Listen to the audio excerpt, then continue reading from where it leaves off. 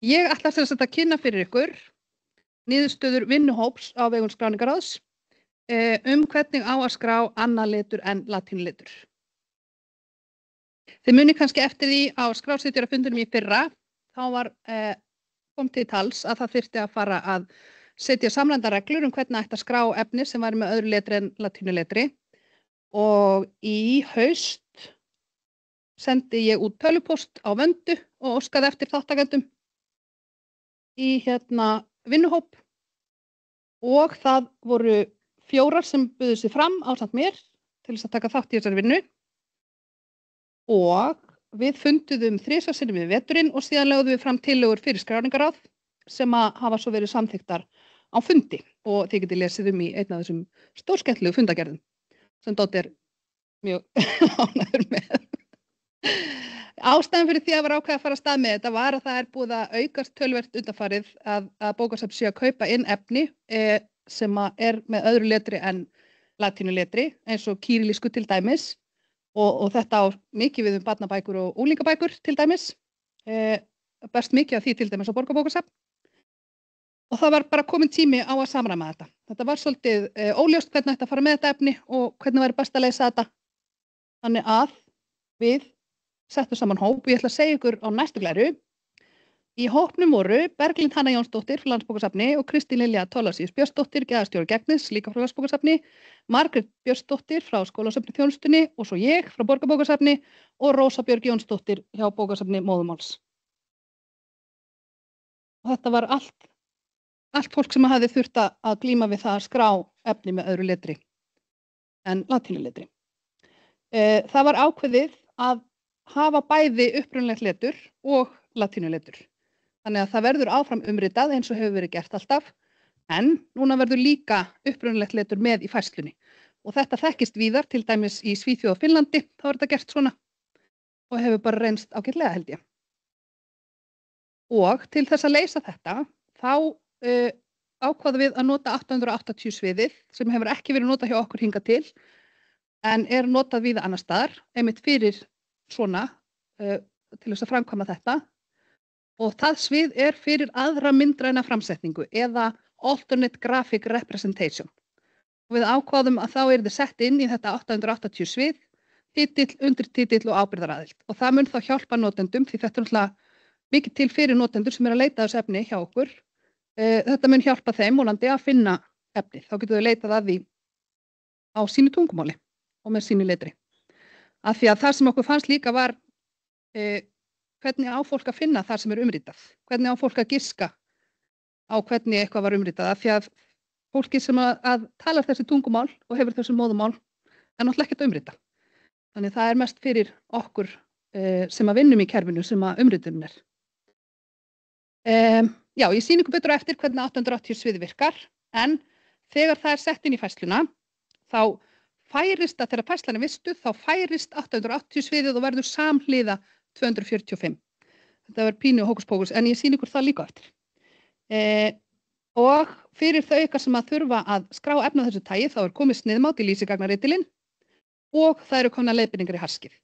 Og ég hvet ykkur til þess ef að þið eruð að skoða leiðbeiningar að nota þær og þær eru óskýrar að láta okkur vita svo við getum uppfærtar, eða svo Kristín Lilja getur uppfærtar. Þannig að já, það eru nokkur önnur atriði áður en ég sýni ykkur dæmin sem að við tókum líka fyrir og ákváðum í sambandi við þessar færslur. Og það er að við umritun þá á að nota umritunartöflur Library of Congress sem viðmið. Ástæðan fyrir því er að Library of Congress er bara með umritunartöflur fyrir öll heimsins tungumál.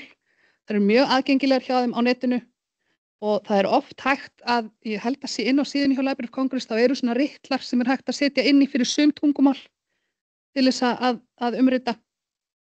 Og okkur fannst þetta líka rökrétt framhald af öðrum tengingum við Library of Congress eins og í nafnmyndaskrá til dæmis. En aðal ástæðan er aðgengi. Þetta er bara að það eru öll tungumál þarna og það er auðvelt að nálgast þær. Já, svo ákváðum við að leturgerð og tungumál skyldu skráð í 546 ef skrásetjari metur þörf á því. Og það aðalega ef notandi getur ekki verið alveg viss hvaða letur eða tungumál að ræða, eins og þið sjáðu í dæminu kýrilískt letur texti á úkraínsku. Þannig að það getur verið mjög þægilegt að hafa þær upplýsingar, hafa þær með í færslunni. Svo ýmis önnur hjálpartæki sem að má nota við skráningu á þessu efni og það til dæmis sýndarlyklaborð sem hægt að nálgast til dæmis hjá Google Translate og á síðu sem heitir Lexilogos, sem að ég held að sé linkur á í harskinu, kannski. Nei, já, kíkjum á það. Og þá getur maður að kalla fram lyklaborð með þessum leturgerðum sem maður að skrá og pikkað inn titla, bara verið með gagnið í höndunum og pikkað inn, ef maður treystir sig til þess. Það ekki kannski auðvelt í öllum tungumálum, en það eitthvað sem hægt að skoða. Síðan hægt að nota myndavél í nýrri símum, þær eru mjög góðar til þess að taka upp texta og jafnvel þýða textan. Og þá, ég hef til dæmis notað Google Lens, það alltaf að verða betra og betra líka, meira að koma inn fleiri tungumál, það talar ekki öll tungumál en mörg og það eflaust fleiri forrit sem hægt að nota líka. Síðan það gervigreindin sem getur hjálpað við umritun, ChatGPT getur hjálpað, en það mjög mikilvægt ef maður notar gervigreindina að setja mjög skýra og nákvæma fyrirspurnin. Það hægt að segja gervigreindinni að nota umritunartöflur Library of Congress við umritun og það gerir hún það. Ég prófaði þetta daginn og þetta var bara alveg ágætt hjá honum. Því. Já, ég ætla að sýna ykkur dæmi hvernig þetta virkar. Þetta kápana bók sem að koma að borðið til mín daginn sem að þurfti að skrá. Þetta unglingabók á úkraínsku með kýrilísku letri. Ég sýna ykkur hvernig þetta lítur út í lýsingarnar-ritlinum þegar búið að vista færsluna, hvernig þetta í harskinu, það mjög gott dæmi hvernig þetta virkar. Og svo leita niðurstöður í Ölmu, það sem starfsmenn sjá þegar ég leita bókinni og leiti.is. Já, hér hluti úr færslu í lýsingarnar-ritlinum fyrir þessa bók. Þá sjáum við þarna í 245, 46 og 490, þá tómt svið beint fyrir neðan. Það þýðir að þarna hefur upphaflega á meðan maður verið að vinna í færslunni staðið 880 og svo notuð deilisvið 6 sett fremst, það kemur á næstu mynd. Og þegar færslan vistu þá hverfur það út, en þetta sem sagt lýsingarnar-rit til sýnin. Og það kannski mikilvægt að taka fram að því ég flutti þessa færslu inn, að hún kom með sviðum, 880 sviðum fyrir bara nánast allt. Hún flutt inn frá finnska kerfinu og þeir greinilega nota 880 sviðið í allt. Og það var áður fyrr, allar færslur sem fluttar inn keyrðar í gegnum Fix, þar sem farið yfir færsluna, kerfi fyrir yfir færsluna og tekur út þar sem við notum ekki eða þýðir á íslensku þar sem hægt að þýða.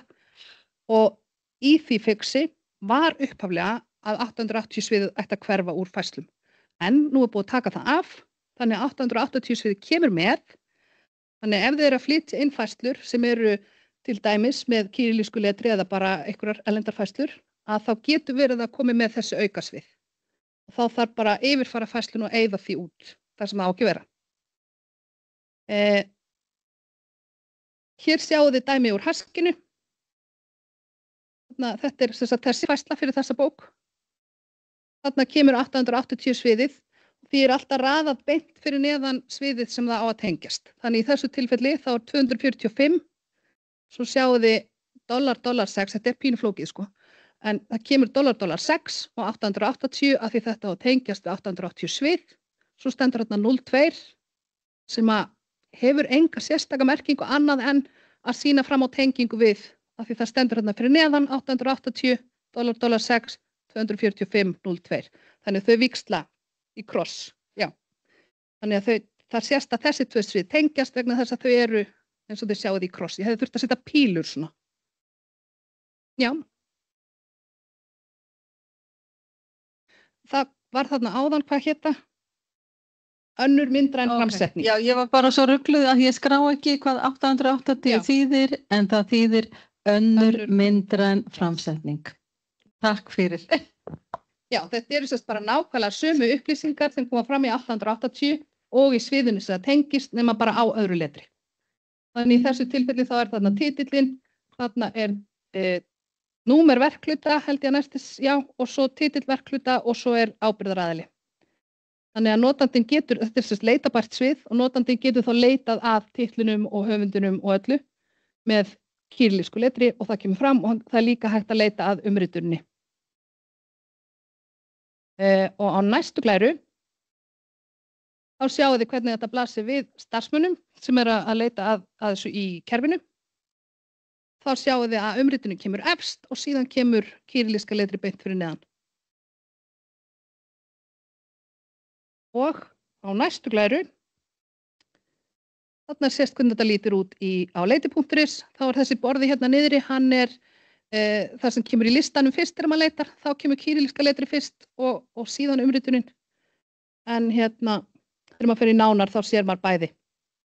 Og þau sjáðu ég ákvað að halda inni þarna bæði titlinum á ritröðinni og öðrum titli líka. Og þetta kemur allt fram í færslunni, þannig að notandi getur leitað þessu öllu saman og getur átt að sjá hvaða efni þetta er. Þannig að það er þá mæli ég með Google Translate. Ég notaði einmitt, það fylgdi með útdráttur á þessari bók og ég setti hana inn í Google Translate til þess að athuga hvort þetta væri ekki örugglega unglingabók, sem þetta er, vissulega. Og þetta er annar hluti í seríu þessi tvö, svona hálfpartinn fantasía. Þannig að það er mjög gott þegar maður að skrá efni af þessu tagi að bara leita að þeim, googla þær, setja í Google Translate eða biðja gervigreindinum að þýða þetta en bara vera gagnrýnin á það sem kemur út og passa að tjekka á öllu, hvort þetta standist ekki alveg örugglega. Já. Ég held ég hafi ekki ætlað að segja neitt meira þetta.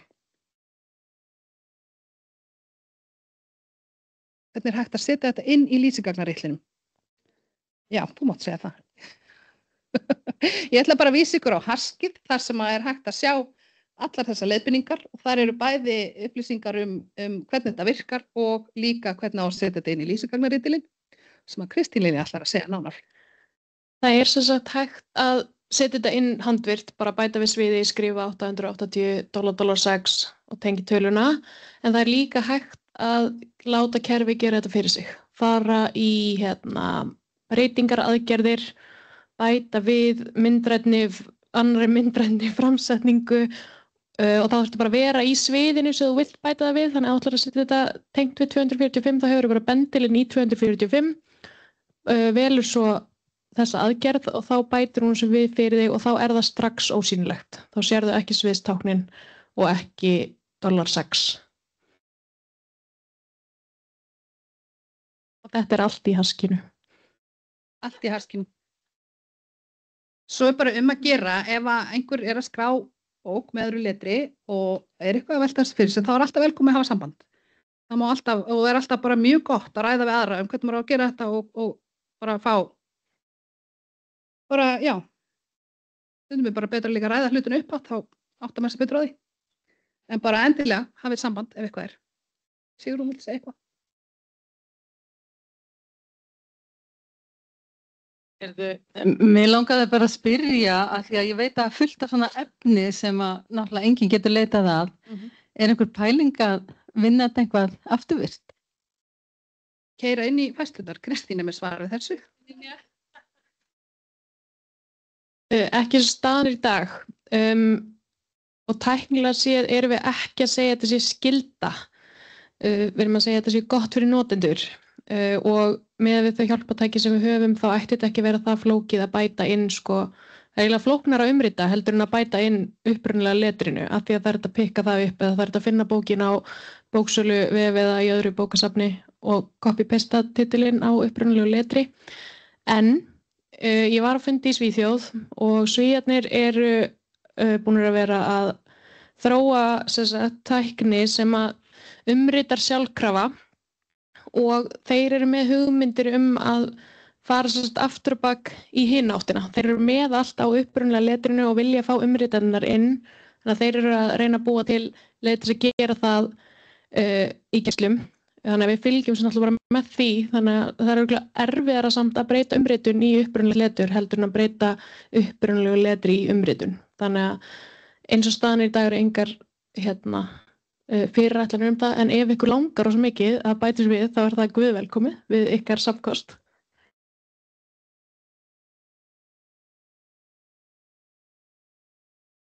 Engar fleiri spurningar?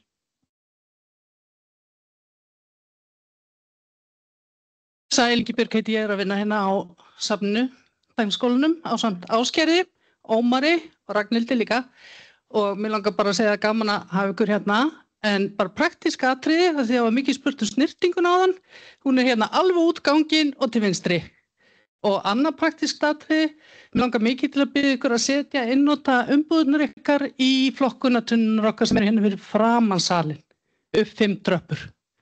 Bara hafið það gott í dagans.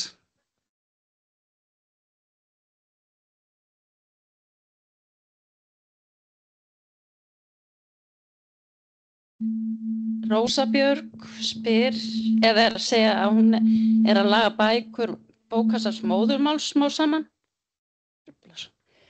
Þær voru líka hvort sem með titil í 245 í flestum tilvikum, segir hún.